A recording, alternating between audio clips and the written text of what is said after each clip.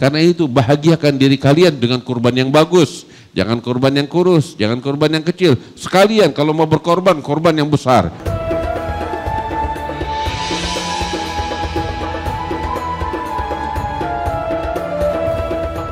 Hadirin wal hadirat yang dimuliakan Allah dan setiap orang yang ngikutin melalui streaming. Alhamdulillah kita dengarkan nasihat yang sangat banyak dari para ulama kita.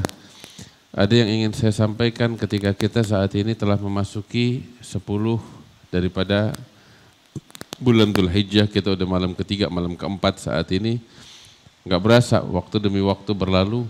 Yang di antara kita yang punya kemampuan untuk berkorban, ayo siapin korbannya dari sekarang.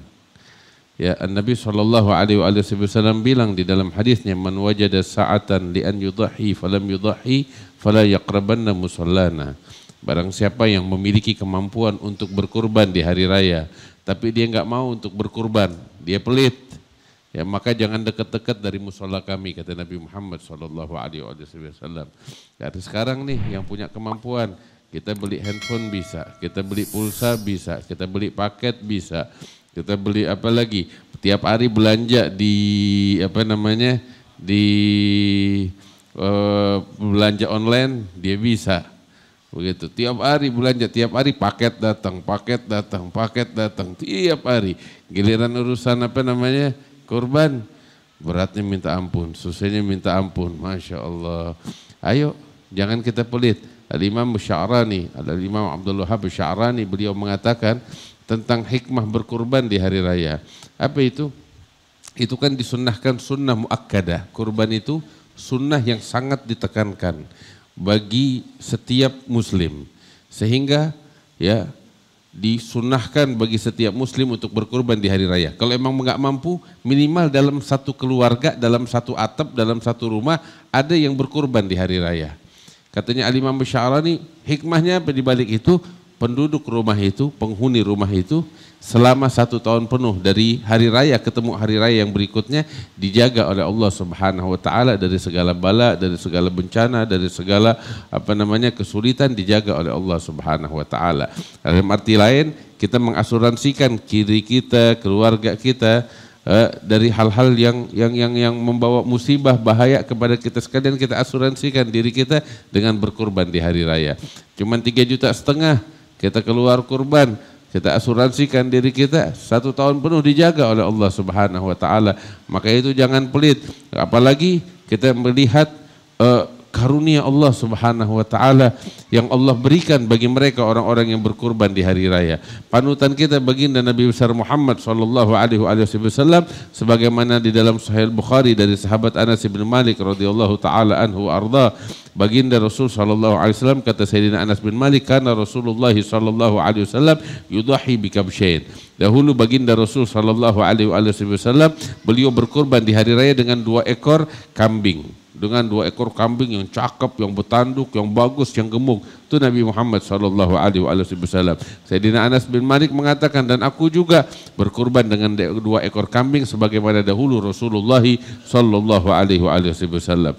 Terus itu pernah diriwayatkan juga di dalam hadis yang diriwayatkan oleh Imam Ibnu Majah fi Sunani wal Imam Hakim fil Mustadrak dengan sanad yang sahih, bahwasanya para sahabat bertanya kepada Rasulullah sallallahu alaihi wasallam tentang ibadah kurban. Maka Rasul sallallahu alaihi wasallam mengatakan, innaha sunnat abikum Ibrahim, dia adalah sunnah daripada sunnah ayahmu Nabi Ibrahim alaihissalam. Terus para sahabat bertanya, ya Rasulullah, apa yang kami peroleh apabila kami menjalankan sunnah tersebut? Maka Nabi sallallahu alaihi wasallam, kebaikannya atau pahalanya hasanah, kebaikan, pahala bagi kalian atas setiap 1 helai bulu kurban tersebut. Hitung aja 1 ekor kambing itu berapa banyak bulunya, berapa helai bulunya. Nah, pahalanya sebanyak bulu daripada 1 ekor kambing atau 1 ekor unta atau 1 ekor sapi yang kita sembelih tersebut. Masya Allah, besar pahalanya dari Allah Subhanahu wa taala. Bahkan di dalam hadis yang diriwayatkan oleh Imam At-Tabrani fil Mu'jam, bahwasanya Nabi SAW mengatakan, man dhahha tayyibatan biha nafsu muhtasiban li udhiyatih kanat lahu hijaban minan nar. Nabi SAW mengatakan, barang siapa yang berkorban dengan lapang dada, ikhlas karena Allah, maka sungguh merupakan hijab dan benteng yang akan membentengi dirinya dari siksa api neraka. Ini pahalanya dari Allah Subhanahu wa taala. Terus kita itu dianjurkan untuk menyaksikan udhiyahnya kita. Kalau kita berkurban di hari raya, ya, kita titipkan misalnya kepada satu lembaga, katakan itu masjid, katakan itu pesantren atau tempat sekolah atau lain sebagainya, kita titipkan untuk kurban kita disembelih dan dibagi-bagikan, dianjurkan kita juga ikut menyaksikan ketika saat penyembelihan itu. Nabi SAW mengatakan kepada Sayyidatuna Fatimah radhiyallahu taala anha wa ardaha, saksikanlah wahai putriku Fatimah akan kurbanmu, kata Rasul SAW, karena sesungguhnya tidak menetes tetesan pertama dari darah kurbanmu, melainkan Allah telah mengampuni dosa-dosamu yang terdahulu. Terus Sayyidatuna Fatimah bertanya, ya Rasulullah, ini ganjaran apakah hanya untukku semata atau untukku dan untuk semua orang Islam? Nabi menjawab, ini ganjaran untukmu dan untuk semua orang Islam, kata Nabi Muhammad SAW. Artinya tuh orang yang berkorban, begitu disembelih tuh korban, darah menyentuh ke tanah, dosa-dosa diampuni semuanya oleh Allah, seakan-akan seseorang baru dilahirkan oleh ibunya. Masya Allah. Kita punya dosa banyak banget kan? Ayo tunjuk tangan yang nggak punya dosa. Ada gak di antara kita nggak punya dosa? Yang dikit deh dosanya. Yang dosanya dikit tunjuk tangan. Kagak ada, kita semuanya punya dosa banyak banget. Nah, ini kesempatan kita untuk meraih pengampunan Allah Subhanahu wa taala. Kesempatan kita untuk meraih pengampunan Allah seperti baru dilahirkan oleh ibu kita. Ya Allah, cuma 3,5 juta. Tapi apa namanya, bersih dari dosa. Makanya itu jangan pelit. Orang yang nggak mau berkorban tuh rugi dunia akhirat.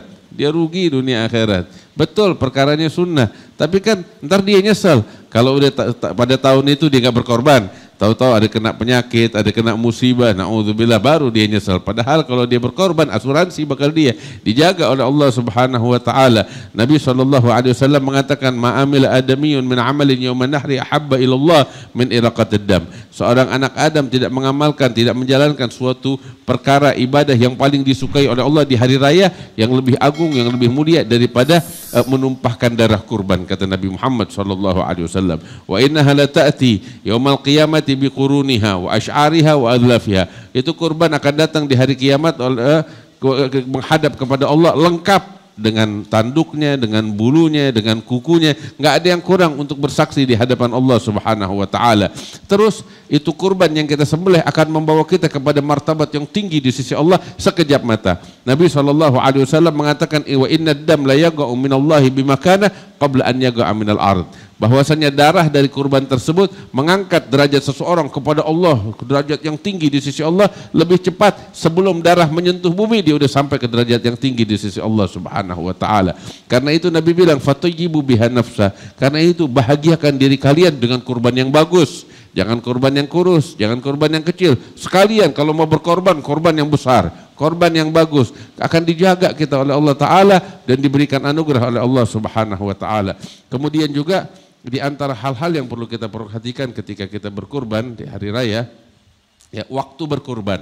Waktu berkurban itu ya adalah pada hari raya. Waktunya itu tanggal 10 Dzulhijjah, 11 Dzulhijjah, 12 Dzulhijjah, 13 Dzulhijjah. 4 hari kita dikasih waktu untuk berkurban. Ya, sekarang nggak punya duit, nggak apa-apa, tunggu hari raya punya duit korban. Duit belum datang, tanggal 11 masih bisa berkorban.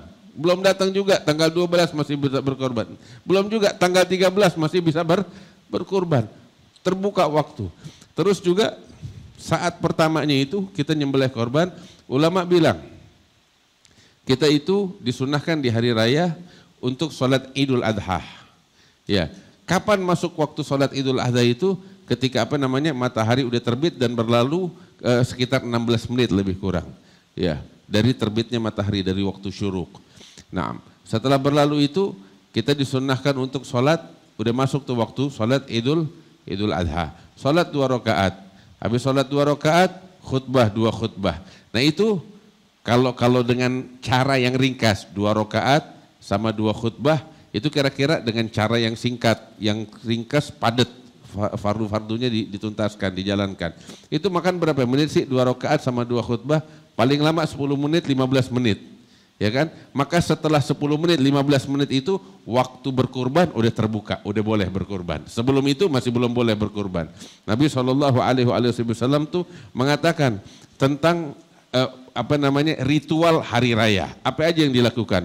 Nabi bilang sebagaimana di dalam haditsun sahih, "Inna awwal ma nabda'u bihi fi yawmina hadza an nusalliya, thumma narji fananhar. Man fa'alahu faqad asaba sunnatana wa man dhabaha qablu fa innama huwa lahmun qaddamahu li ahli laisa minan nusuki fi syai." Nabi SAW bilang, yang pertama kami lakukan saat matahari terbit setelah berlalu waktu isyraq ya, di pagi hari, yang pertama kami lakukan adalah kami sholat Idul Adha. Kemudian setelah sholat dan khutbah kami pulang dan kami menyembelih. Barang siapa yang melakukan seperti itu, maka dia telah melakukan sunnah kami. Tetapi yang sembelih sebelum itu, habis subuh dia langsung buru-buru sembelih. Maka kata Nabi Muhammad, maka itu hanyalah daging yang dia berikan kepada keluarganya, nggak masuk dalam kategori ibadah kurban. Ibadah kurban dilakukan setelah sholat Idul Adha dan setelah 2 khutbahnya. Wahakadha. Karena itu ulama bilang, ya, di masjid-masjid tuh kalau sholat Idul Fitri dilaksanakan kapan? Diundur waktunya, entar-entaran jam 7, setengah 8 baru mulai sholat Idul Fitri. Kenapa? Sebab ada ibadah yang dilakukan sebelum sholat Idul Fitri. Apa itu? Bagi-bagi zakat fitrah. Beda halnya dengan Idul Adha. Idul Adha dilakukan di awal banget, ya, jam 6 lah, setengah 7 lah. Begitu isyraq, ya, berlalu 16 menit dari waktu isyraq, ya, waktu syuruk.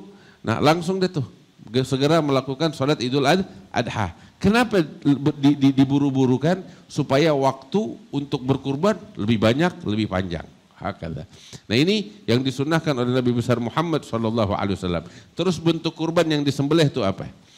Ya, bentuk kurban yang dikurbankan, yang disembelih adalah unta atau sapi atau kambing. Di Indonesia kita kagak ada unta, yang ada sapi, kerbau, kambing. Nah, itu dibolehkan. Nah, terus juga Al-Imam Abu Ishaq Asy-Syirazi di dalam kitab Muhadzab beliau menyebutkan bahwasanya korban 1 ekor sapi untuk 1 orang, 1 ekor sapi untuk 1 orang atas nama 1 orang, ya, itu lebih afdal di sisi Allah daripada kurban 1 ekor sapi bakal 7 orang.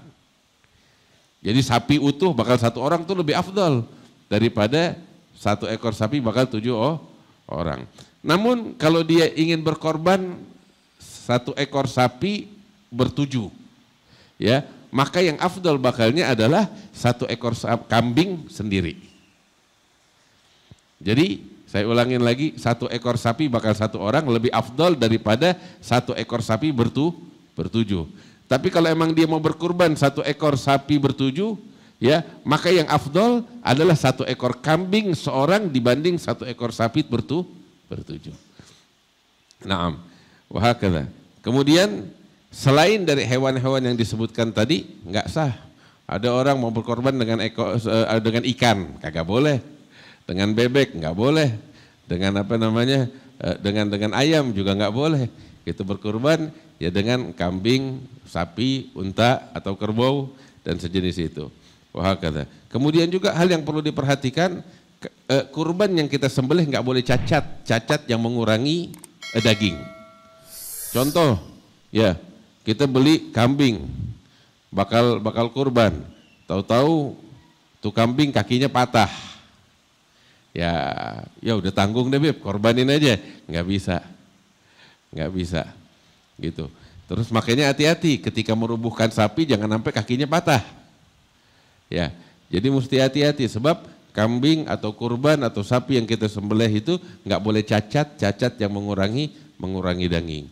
Kemudian juga di antara hal yang penting yang perlu kita perhatikan adalah penyaluran daging kurban. Penyaluran daging kurban itu disalurkan kemana? Daging kurban yang kita sembelih itu, ya, terkadang kurban yang kita kurbankan ada kurban yang fardu, wajib. Bagaimana tuh kurbannya jadi wajib? Kalau kita nazar, saya nazar misalnya ini, saya nazar tahun ini saya mau berkurban. Ada rezeki dia kurban tahun ini, ya, maka kurbannya dia menjadi fardu, ya kan?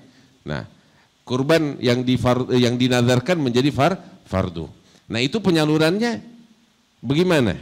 Nah, ulama bilang bahwasanya kurban yang fardu, misalnya dia nadarkan, ya, maka seluruh bagian kurban nazar wajib, kurban nazar itu wajib dibagikan kepada fakir miskin semuanya. Termaksud kulitnya, dagingnya, tanduknya, kakinya, kukunya, semuanya dibagikan kepada fakir miskin. Si pemilik kurban nggak boleh mencicipi. Itu kalau kurban yang fardu. Seluruh bagian tubuh dari kurban itu wajib dibagikan kepada fakir miskin. Hanya kepada fakir miskin. Demikian halnya juga kurban atas nama orang yang udah meninggal dunia. Ayah kita yang udah almarhum misalnya, kita niat berkurban atas nama dia misalnya, begitu. Maka dagingnya wajib kita berikan kepada fakir miskin, sama seperti kurban fardu. Begitu. Jadi kurban atas nama orang yang udah meninggal dunia nggak boleh dicicipi oleh kita nih pemiliknya. Seluruh bagian tubuhnya harus diberikan kepada fakir miskin. Itu kalau kurban yang wajib atau kurban atas nama orang yang udah meninggal. Adapun kurban yang sunnah, maka sebagian daging diberikan kepada fakir miskin. Sisanya bebas nanti mau ngapain aja. Ya, tetapi yang afdal adalah kita makan sedikit, sisanya bagi-bagi. Di bawah itu lagi ada yang afdal juga. Apa itu? Sepertiga kita makan bakal kita, sepertiga kita sedekahkan kepada fakir miskin, sepertiga kita hadiahkan sekalipun bakal orang kaya. Tetapi dengan catatan, ini juga penting. Daging kurban nggak boleh kita berikan kepada orang non muslim. Tuh ingat, Habib, ini sapi nih Bib, dari tetangga aneh. Kebetulan dia orang non muslim Bib. Boleh gak kita bagi? Gitu, nggak boleh kita bagi bakal orang non muslim. Sekalipun tuh sapi hadiah dari dia. Begitu. Selama itu kurban, nggak boleh kita bagi daging kurban kepada non muslim. Kenapa? Sebab ini hari raya Idul Adha, ya, jamuan Allah bakal hamba-hambanya yang beriman kepadanya. Yang nggak beriman non muslim nggak boleh diberikan. Beb, tapi tetangga baik banget Beb sama kita Beb, nggak enak kalau nggak dikasih. Kalau memang harus beliin daging di pasar yang bukan korban, kasih bakal tetangga kita yang non muslim itu, bukan dari kurban. Nah ini adalah hal-hal yang penting yang perlu kita perhatikan. Juga ada satu hal penting. Tahu apa?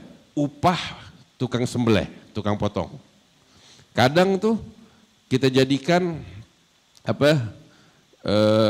kulit, kepala sama kaki sebagai upah tukang potong. Itu nggak boleh. Sama sekali nggak boleh. Di dalam hadis sahih yang diriwayatkan oleh Imam Muslim bahwasanya dari Sayyidina Ali bin Abi Thalib radhiyallahu taala anhu ardah, beliau katakan, amarani Rasulullah sallallahu alaihi wasallam an aguma ala budunihi fa aksimu jilalaha wa juludaha wa amarani an la u'tiyal jazir minha syai'an wa qala nahnu nu'tihi min indina. Nabi sallallahu alaihi wasallam tuh, kata Sayyidina Ali bin Abi Thalib, memerintahkan aku untuk mengurus sembelihannya. Sehingga setelah aku sembelih, aku diperintahkan untuk membagikan seluruh bagian daripada daging sembelihan itu kepada fakir miskin. Terus Nabi memerintahkan saya, kata Ali bin Abi Thalib, untuk tidak memberikan kepada tukang potong bagian daripada kurban sebagai upah. Nabi bilang, kami akan memberikan dari kantong pribadi kami sebagai upah daripada tukang potong itu. Itu Nabi katakan kepada Sayyidina Ali bin Abi Thalib. Jadi kalau kita jadikan daging, kulit, kepala, kaki sebagai upah atas orang tukang potong, nggak boleh. Kasih upah sendiri dari kantong kita. Ya. Nanti setelah itu, setelah kita kasih upah, dia mau kita kasih daging, mau kita kasih kulit, mau kita kasih kepala, mau kita kasih jeroan, silahkan, tapi bukan sebagai upah. Upah ada lagi bagiannya sendiri. Ini semua dibagikan seperti orang-orang lain dapat kebagian kebagian daging kurban tersebut, tapi sebagai upah nggak boleh, upah sendiri. Nah ini yang saya rasa perlu kita perhatikan. Terus juga di antara sunnah yang perlu diperhatikan ketika kita berkurban di hari raya, barang siapa yang punya niat untuk berkurban di hari raya, masuk bulan Dzul Hijjah ini, jangan dia potong kuku, jangan dia potong rambut sampai dia sembelih kurbannya. Supaya apa? Supaya saat dia sembelih kurbannya, seluruh bagian tubuhnya, kulit, kukunya, rambutnya dapat pengampunan Allah Subhanahu wa taala. Nah, ini mungkin hal-hal yang saya rasa penting perlu kita ketahui di dalam berkurban di hari raya. Mudah-mudahan Allah berikan kita rezeki yang berlimpah, untuk bisa berkorban di hari raya. Mudah-mudahan Allah jaga kita, lindungin kita dari musibah, dari bala, dan Allah menjaga para jemaah haji di tanah suci. Allah mudahkan ibadah mereka, haji mereka, umrah mereka, ziarah Nabi mereka. Mudah-mudahan kita kebagian keberkahan dari ibadah haji dan ziarah Nabi besar Muhammad sallallahu alaihi wasallam ya rabbal alamin wa ajadal ajwadin wa rahimul masakin wa idzal quwatil matin wa sallallahu ala sayyidina Muhammad wa ala alihi wasallam walhamdulillahi rabbil alamin.